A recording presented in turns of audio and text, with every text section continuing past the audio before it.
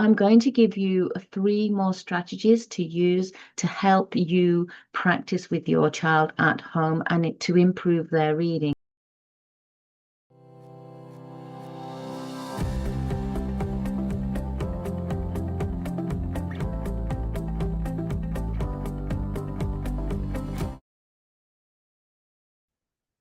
Hi, welcome to today's mini masterclass where we are looking at how to read comprehensions or how to teach your child to read comprehensions. And this is for ages 6 to 12. So we're first going to have a look at the learning objectives. Now, the learning objectives for this session are how to read fluently, reading with expression, inflection, and intonation. Now, in order to do a reading comprehension well, your child needs to be able to read well. So this is so that they can extract the meaning and make their reading sound interesting. This will become more clearer as we go through the session. So just to summarize, what we're going to do by the end of this lesson, you should be able to, or your child should be able to, read aloud fluently and smoothly so they can say the words correctly and then also put the words together so that you can tell from what they're saying, whether they're saying questions, whether they're saying statements or exclamations. They're using expression in their voice as well. So if there's different characters, they can use different character voices. And also the intonation helps you to read sentences so that they don't sound robotic. Now, I will actually do an exercise a bit later on to show you how this works and how the text varies. And also you need to use inflection to add meaning and emphasis. And as we go through, I will explain that also more clearly. Right, moving along. Right, so they need to read with fluency. Now, fluency is reading smoothly, accurately, and at a natural pace. This includes reading with expression, intonation, and inflection. And each of those we are going to look at in turn so that you know the difference between them. Reading with expression. So what we're going to do is, this is looking at how you put emotions and feelings into your voice as you read. And this tells us how characters might be feeling. That's an example of the things that we're looking at when we're actually reading. So for example, if the character is scared, then your voice should be nervous and shaky. Or if they're excited, then your voice would be lively and energetic. And this matters because if somebody is listening to somebody else read, then that helps them stay engaged. It also helps put forward the story more easily, and it also gives you a better understanding of the mood. Now, that part is the part that we actually need when we're doing comprehensions. So let's have a look at the next bit. So intonation. Now, intonation is the rise and fall of your voice as you are reading sentences. Now, I hope you can tell that as I'm reading or as I'm talking, that my voice raises and it lowers as I'm talking. And that is what we're referring to as intonation. And this shows us, more importantly, whether the sentence that we are saying is a statement, whether it's a question, or even if it's an exclamation, like when somebody's excited, okay? So for example, if we say, says, I went to the park. So at the end of that statement, if I say it as a statement, the voice should fall at the end. That is contrasted with if I say a question where, did you go to the park? So here, the voice raises at the end, okay?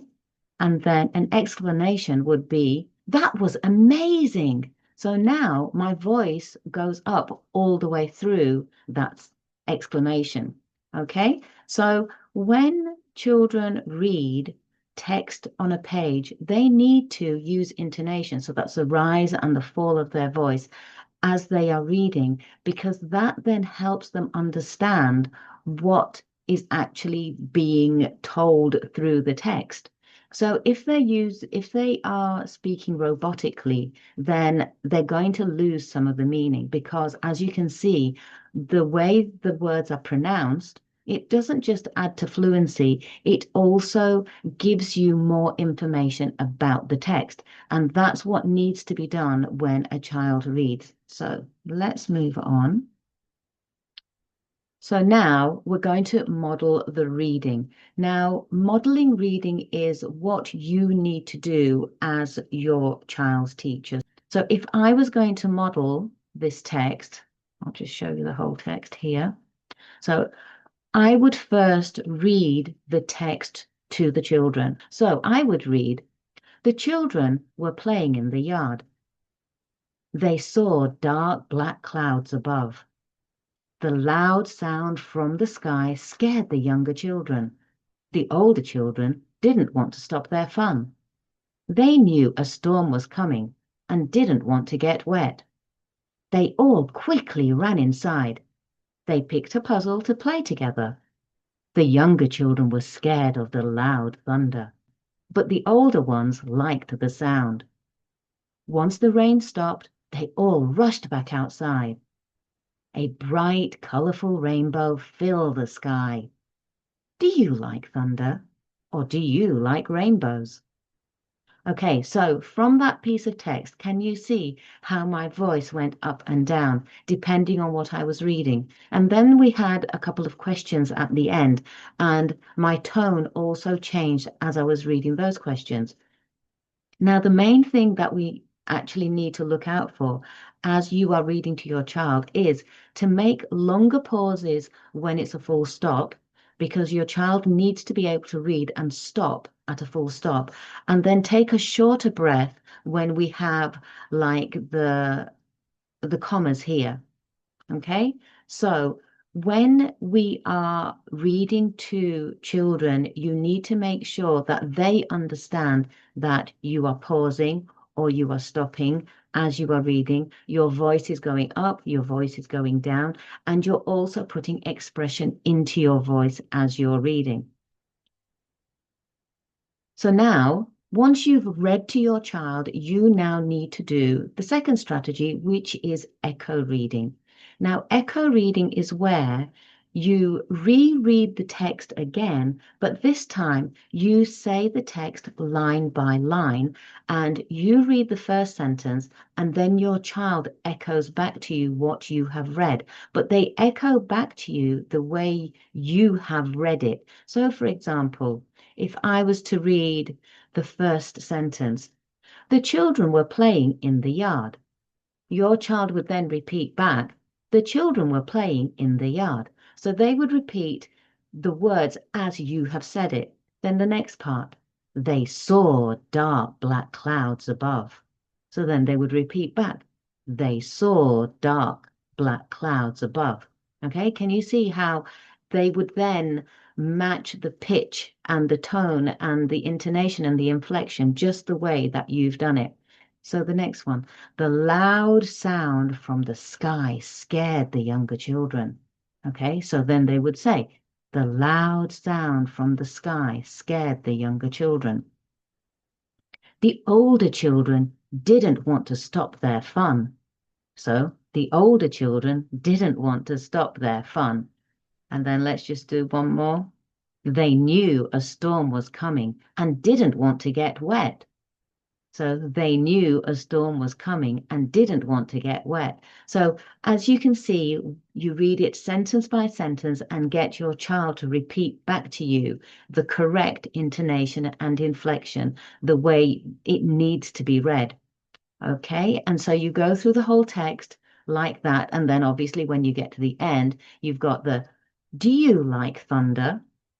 And they would say, "Do you like thunder?" Or "Do you like rainbows?"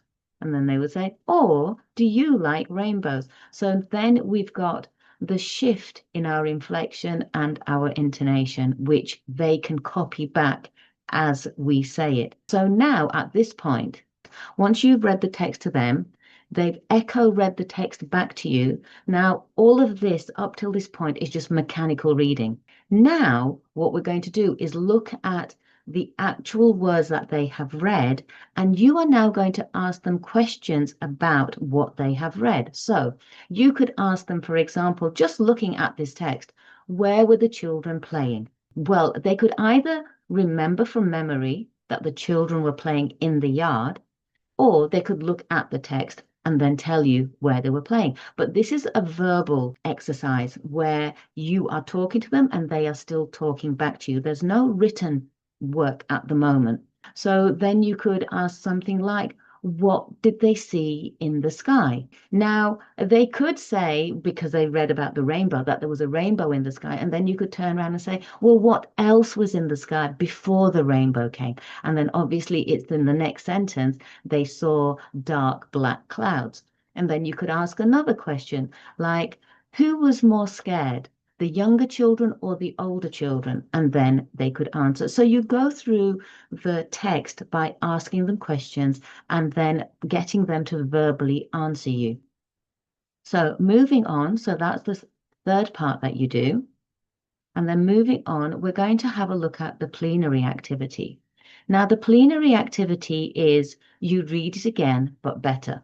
Okay, so now this is going to be an objective where you show your child why it is necessary for them to read the way that you have shown them how to read. So they're now going to listen to the expression and the intonation and inflection in your voice. So what you're going to do is you're going to choose a couple of sentences from the text. I've chosen this one here, which is, a loud sound from the sky scared the younger children. Okay, so we read that in the text. And now what you're going to do is you are going to read this sentence to them with no expression. So you are going to mimic how a child would be reading this sentence without any expression. So for example, a child that's just starting to read would read this sentence like this: a loud sound from the sky scared the younger children. So now that you have read it like that, flat, emotionless, like a robot, you then read it to them again, but this time with the expression, the intonation, and the inflection. A loud sound from the sky scared the younger children. The idea of this is to show them that when they read with intonation and inflection, then it makes more sense. And this is what we're trying to get from the comprehension. We need the comprehension to make sense to us. And if we read it flatly without any expression, then it becomes very difficult to understand. So then the chances are they will tell you that the second one was different. And then you ask them, what was it that was different about the way you read it the second time?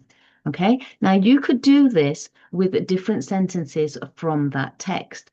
So you could read it to them flat and then read it with expression and then show them why they need to read it with expression. So this is what this plenary activity does. So then once you have shown them that, you then need to get them to read the text themselves independently.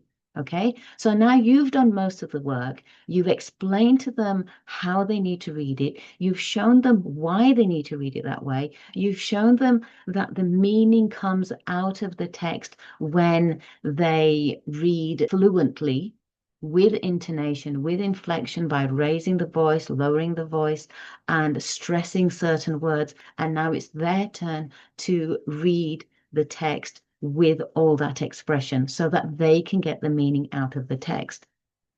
So then let's have a look. The next part is we're looking at inflection. So for example, if I said, I really like that book, by putting the emphasis on the word really, then what I've done is I've given you more information about how I actually feel, because I could just say, I really like the book.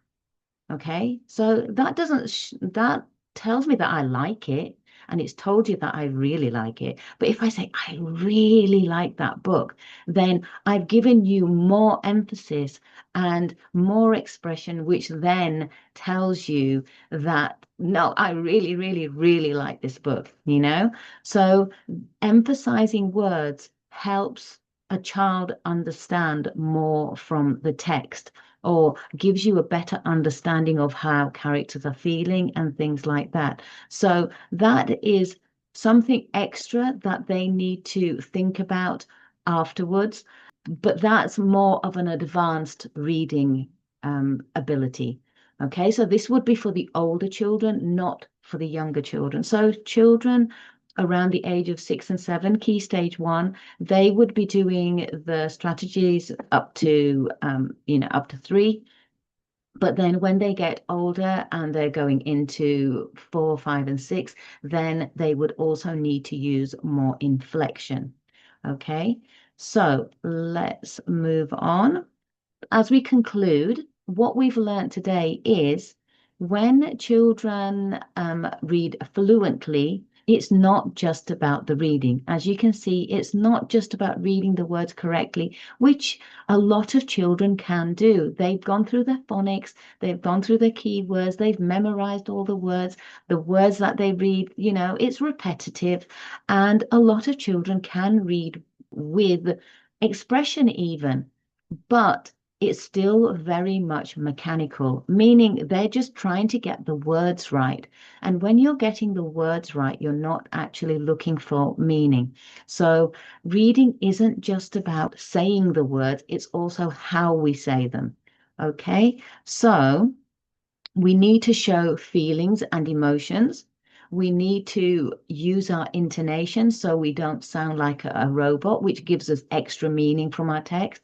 We also need to, when children get older, also use inflection, which means putting the emphasis on certain words so that it adds extra meaning and also interest when they're reading. So I hope you can see from this that it isn't just about reading, it's also about extracting information from the text. So now let's have a look at what's next. What's next? Well, now what we're going to do is recap everything that we have looked at, and I'm going to give you 3 more strategies to use to help you practice with your child at home and to improve their reading. So the one thing that you can do is, as we've just done, look at a piece of text, get other pieces of text from books, listen to them reading. As you read with them, at bedtime, read to them, do echo reading with them. But also, if you have books that you're reading that have characters in those books, get your child to read, but with different voices for the different characters. Now, that will help them get more meaning out of the text, because then they will know which character is saying what, and then that helps them understand what's happening in stories especially better. Okay, so it's not just about changing your voice, it's also about adapting your voice to different character voices too, to help you get the meaning from text. Also, record your child reading. So take a video of them or just record them so that they can hear back what they sound like, and they can hear if they are using intonation and inflection and all of those things, stressing their words, etc. So then they can improve where they might be struggling. And then also give them a fluency challenge, meaning when they read the text, time them. Now, if they read more slowly, then you tend to get more, meaning out of your text. But then sometimes they need to speed up. Let's say, for example, there's a character speaking in the text, then they might want to speed up because they're speaking the way the character's speaking. So they need to have 3 voices usually in a piece of text. The narrator, who's telling the story, so that's themselves, their voice. Then they need a character's voice, because, the character will have their own particular voice and say things in a certain way. And characters don't normally talk to themselves, they'll talk to somebody else. So then they'll need a second character's voice. So if your child can develop their own, their own narrator's voice, and then a character's voice and a second character's voice, that will bring their text to life, that will bring their reading to life, and it will also help them extract meaning from the text that they are, reading. So I hope that gives you some ideas of what to do, and also time them. First, time them when they're reading slowly, and then get them to read the same text again, but obviously speed up the text and see if they can still get the meaning out of the text. And then that will help them build up speed also for comprehensions later. But having said that, reading quickly is not necessarily the way to answer comprehension questions. We have other strategies like skimming and scanning and other things like that, which I will leave for a different masterclass. But for now, we're just focusing on reading fluently so that you get the meaning out of the text ready to look at comprehension. So I hope you found that useful. And I hope you can also see that reading fluently isn't just about reading the words. It's also about bringing stories to life. It's about practicing the different voices so that it's more enjoyable to read. And also it builds confidence. Okay. And it's not just enjoyable for the child to read and get the information out of the book that they're reading. If they're reading out loud, then it's enjoyable for you to also listen to. So I hope you found that helpful. There's a lot there to get your head around, and also for your child to get their head around. And there's a lot there to practice for your child, before they even come to do a comprehension. So do this first, work with your child, and then once you've got this done well, then you can move on to the next mini masterclass. And I will see you on there. Okay, see you later. Bye.